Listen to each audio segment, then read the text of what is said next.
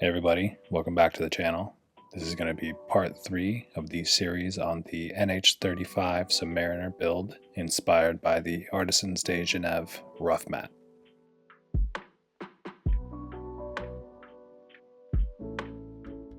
In this part of the series, I'm going to be looking at the exterior of the watch and completely refinishing the case with a new type of finish yet to be seen on the channel. Keeping with the theme of trying to replicate the reference watch as closely as possible, I'm going to be sandblasting, otherwise known as media blasting, certain areas of the case and the bracelet. Now, originally, I wasn't going to try and replicate this finish as I thought that blasting the material would make it less resistant to corrosion. However, I eventually changed my mind and began to take steps to completely refinish the watch, which we'll talk about a little bit later. The first step in this process is to actually remove the bezel.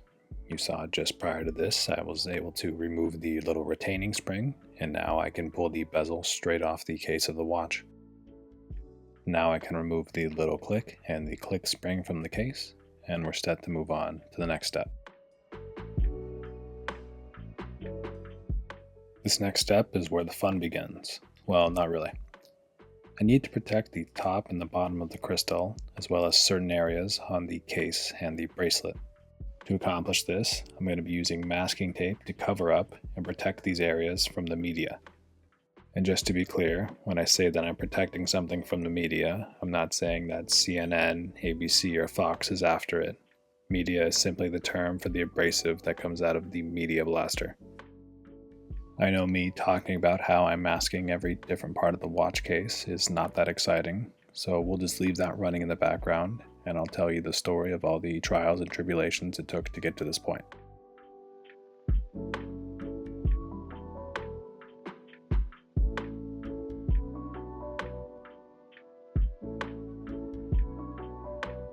I'll be honest, this isn't my first rodeo. I ran some tests a few months prior to actually beginning this build.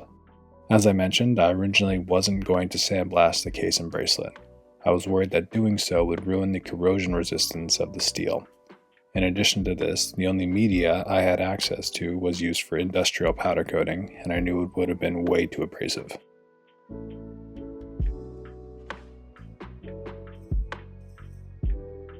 Though one day, while looking through various websites and forums, I saw a post a gentleman made where he had sandblasted a Captain Willard case using a pretty inexpensive sandblasting unit.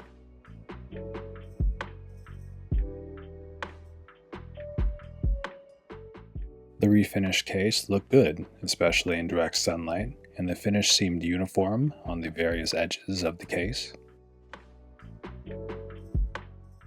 I decided to reach out and inquire about how he liked the blaster and what media he had used. I expected him to reply with some kind of crushed glass or soda blasting media, though I was surprised when he said that a neighbor was redoing his yard and he had left some unused sand out on the corner, and he just stole some of that and ran that through his blaster. This of course seemed like a great and inexpensive option, so I decided to give it a shot. I didn't want to use dirty sand, so I went down to the local hardware store and picked up a 50-pound bag of sand for $6. I borrowed a respirator with a full face shield from a friend because apparently blasting with sand is very toxic. I also didn't want to be catching ricochets in the face. I had an older stainless steel Daytona homage in my watch box and decided that I was going to use the clasp and the bracelet from that as my test pieces. Took it outside, set it up, loaded up my sandblaster with my nice clean sand, charged it up with compressed air, and went at it. I gave it a couple of passes, examined the piece, and called it good.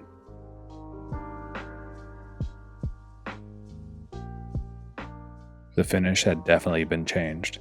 It's hard to explain, but the metal now had a rough but smooth texture and had shifted colors to a matte dark gray.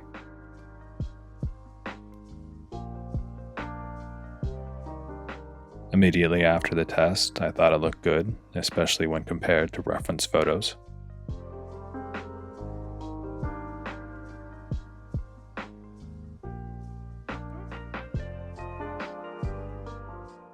However, as time went on, I kept looking at the clasp. The color change in the metal started to get to me, and I thought that the new color of the bracelet would be too dark to work with the other parts of the build. I made the choice that using sand was not a viable option.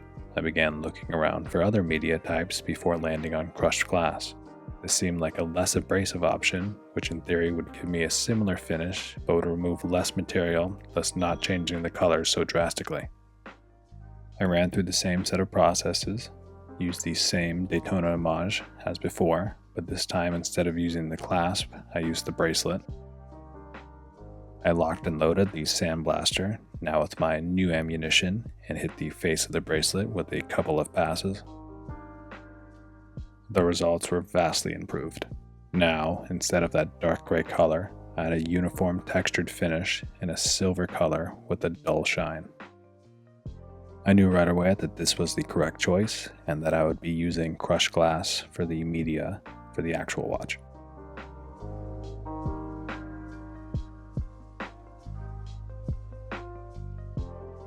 Overall, masking was a pretty easy process, though there were a few areas that caused me problems.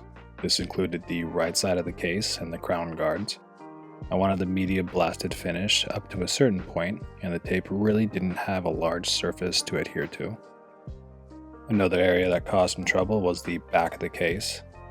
Obviously, I needed to protect the back side of the crystal as well as the interior of the case. Originally, I just ran a few pieces of tape over the gap where the movement is placed, but I knew that would never hold during the blasting process. What I ended up doing was taking all the masking trimmings and stuffing them into the case to build up a few layers and a bit of protection. Then I used Rodico to fill in all the crevices and fine-tune where the media would hit. You'll see there's a bit of overhang, which led to a mistake that I needed to go back and correct at a later time. But besides that one area, I was very happy with the masking and the results that followed.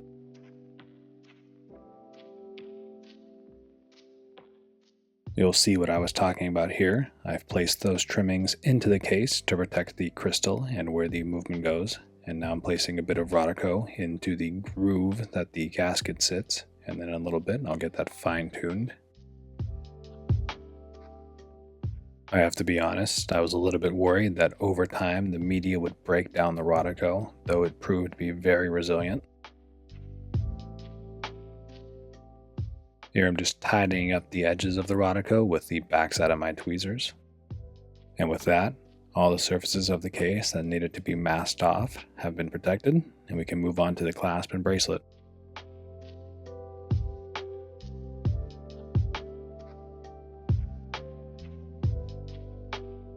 Here's the clasp of the bracelet, and you'll see that it already has one layer of tape on it, so I'm going to go ahead and put a second one on just to add a little bit more protection.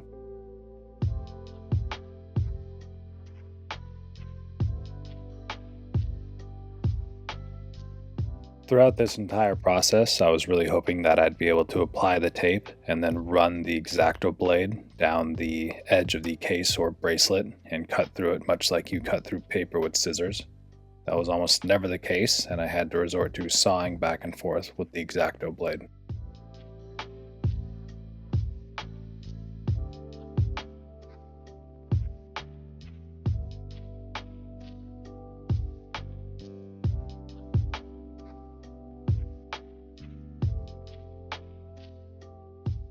Just folding this piece of tape down to protect the inside of the clasp, and folding this piece of tape down to cover off the edge of the clasp.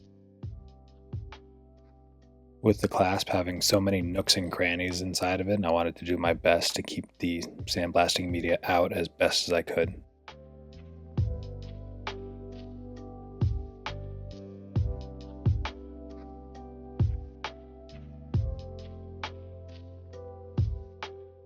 And with this last piece of tape being applied to the clasp, everything is ready to be sandblasted.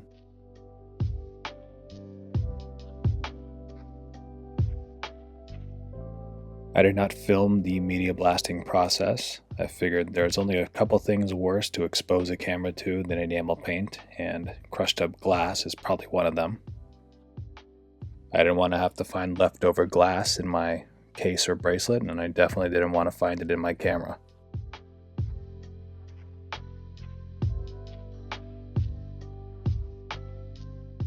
With that said, I present to you the results of the media blasting process.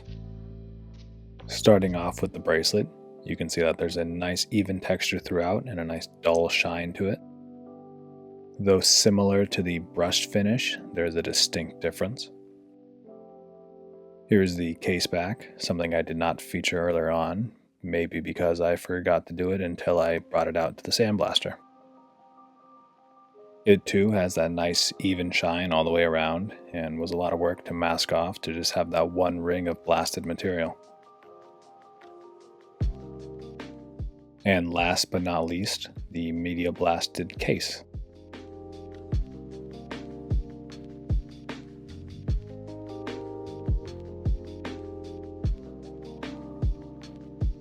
So now is the other fun part where we get to take off all the masking and expose any mistakes that might have been made. Look at how satisfying this is. Here I'm just checking out the side of the case to make sure I didn't blow through the tape and damage the high polished finish. Looks like everything looks good on this side. Time to pull the tape off of the other side and do the same thing.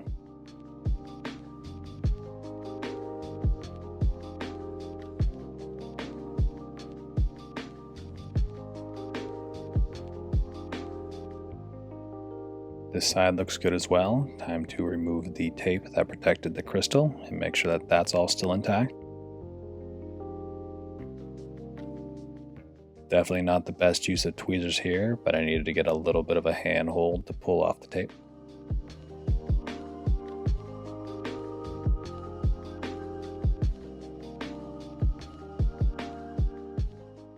While watching this back, I found out I tapped the case like 6 times with my finger. I don't know why I did this. I assume it's to get the leftover media out of the case, but it's still a mystery to me.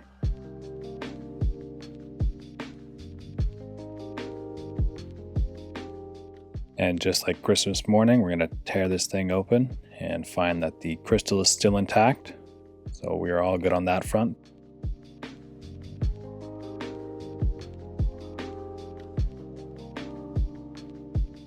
And after that, all that's left to remove on the front side of the case is the little strips of tape I used to mask off the groove that the bezel sits in.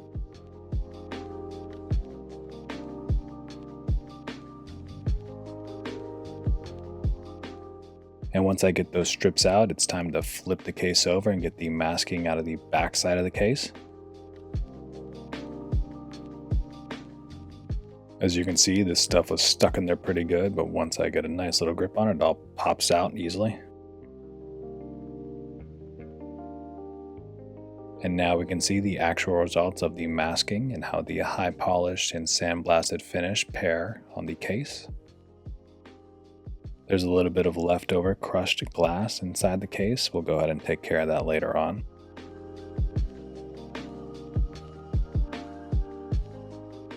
Moving on to the case back, a much more fluent and easy demasking process, just moving these 2 pieces of tape that I used to cover up the exhibition case back.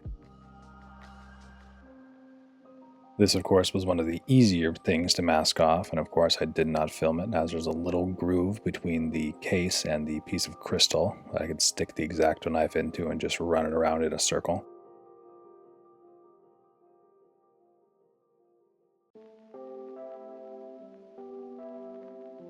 Then of course, to mask the back side, I didn't want anything on that side to be touched by the media, so I just stuck a big old chunk of Rodico over it to cover everything and make sure it was all protected. Then when I went to blast the piece, that side was facing down so that the media could not get to it either.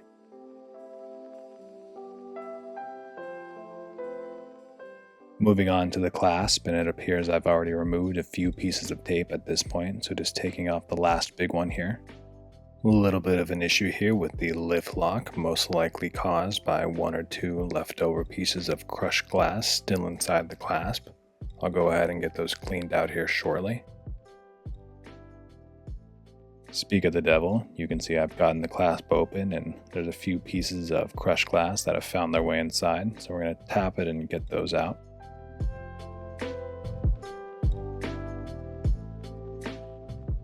And just to be safe, I figured why not give everything a nice little bath. My plan was to make a poor man's ultrasonic cleaner and place all the pieces into this glass tub, fill it with a bit of water, and then agitate it. My original plan was to just shake everything up and try to release the crushed glass that way. However, I quickly realized that I'm just going to start banging parts into each other and scratching them up. What I actually ended up doing was filling it with water and then using this small brush to clean off all the crevices to hopefully release all the crushed glass that could have been hiding inside them. And it seems to have worked, as I haven't had any issues with grinding, and no glass has fallen out of the case since. There is quite a long list of equipment and parts I'd like to acquire, and an ultrasonic cleaner is definitely on that list. I had my reservations of using water to help clean the case and bracelet. As previously mentioned, I was worried that sandblasting these two items would lead to a lack in corrosion resistance, and introducing water would only amplify that. So I figured the watch was going to get wet eventually, and it was better to find out if the corrosion resistance had been affected now rather than later down the line. Now with the case and bracelet all cleaned up and all the leftover crushed glass now removed, I'm going to move on to putting the bezel back onto the case. You can see I've now put the click and the click spring back in the little hole that holds them in place. And now I'll put the actual bezel back onto the case, pressing down to make sure that the click is still engaging it and it can only be turned one way.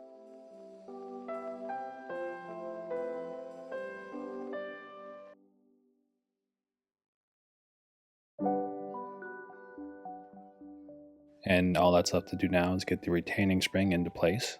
And as you can see, they sometimes like to jump around a little bit. Man, jump around a lot.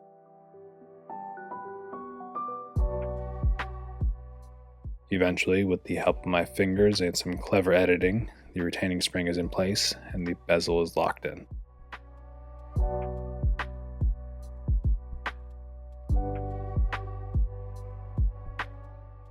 And just to reiterate, with this still being a dive style build, I'm using a 120 click unidirectional bezel, which means that the bezel only rotates counterclockwise.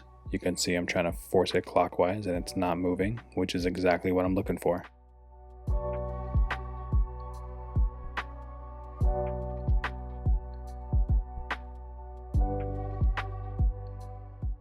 With the bezel on, you can see I'm screwing down the crown right here, and then I'll flip the whole case over and we'll put the gasket back into place.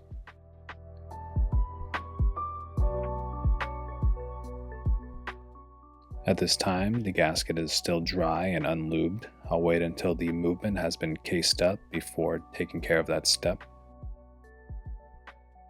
Screwing down the exhibition case back here. This was actually the first time I got to see the case all put together and see how all the finishes played with each other. And it never fails, you the viewer do not get to see how the case finishes play off one another, as I can't keep anything in focus and I lost the file containing the top-down shots.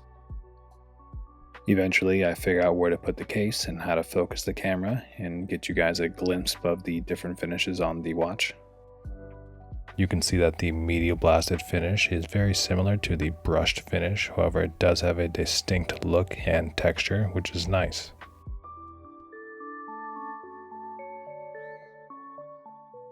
With the case assembled, I can look to getting the bracelet all put together, and I really believe that this is where the media blasted finish shines. And as I complete this final step, I just want to say thank you to all of you for tuning into these videos.